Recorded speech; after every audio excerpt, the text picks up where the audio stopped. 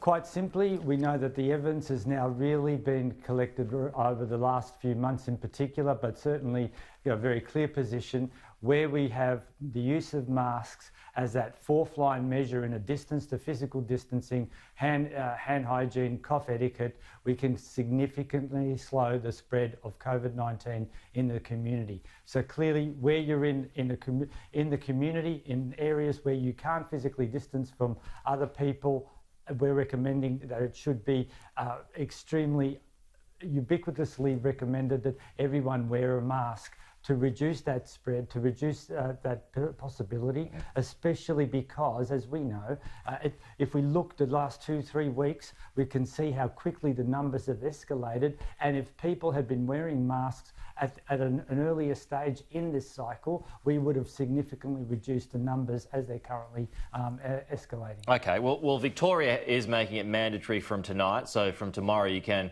receive a $200 fine for not wearing a mask in public. So are you calling for it to be a nationwide are you calling for it to be nationwide, these fines for people not wearing masks? So what we're saying is that, first of all, it really is about understanding the science, and that wherever there is the potential for community transmission, you will reduce the spread by adding that fourth layer of protection that is wearing a mask to all the other measures. But that's happening, isn't it? There's no need for a national cabinet to talk about that. That's already happening, right?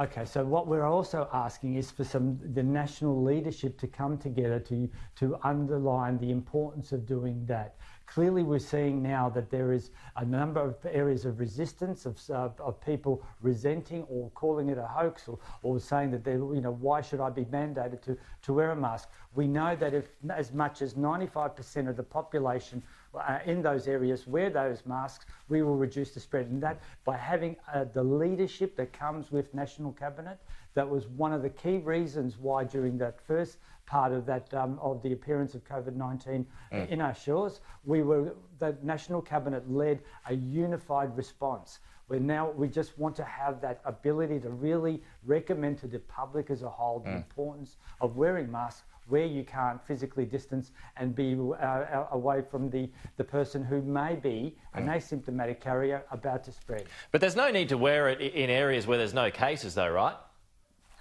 So clearly, if you don't have community transmission, that absolutely. But it's part of understanding that now that we know that it's seeded into New South Wales, and certainly with the high volume of traffic that crossed the New South Wales-Queensland border from July 12th, while there were cases being incubating in Sydney and clearly already having passed the Victoria-New South Wales border, you don't know what's around. So basically, where there's been a case identified, I'm suggesting, the association is saying, wear your mask and in those public areas as that extra line of protection. If you look overseas, the studies are also showing now that in Europe, as opposed to America, where the wearing of masks has been much more commonplace in the way that they've come out of those lockdown restrictions, they've had a much more significantly lower rate of case outbreaks compared to what we're seeing in the US. So the message is simple. And when it comes to borders?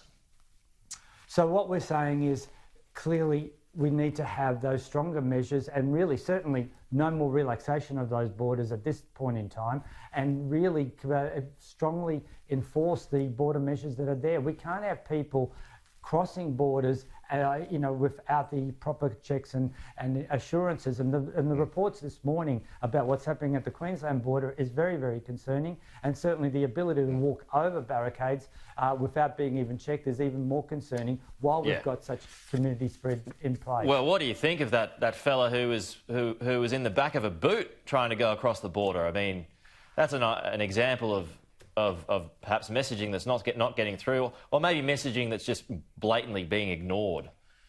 And this is the point, Peter. We really need to take the whole community along with us. That's the point of having National Cabinet united. That position was very strong and sent a clear message. And we need to have that leadership and that trust reasserted again. We need to take the whole community understanding that COVID-19 is still there, it's not going away, and we have to change the way we live our lives, not just now, but into the future until we get a vaccine to allow us to get back to some sort of pre-COVID normal way. Absolutely.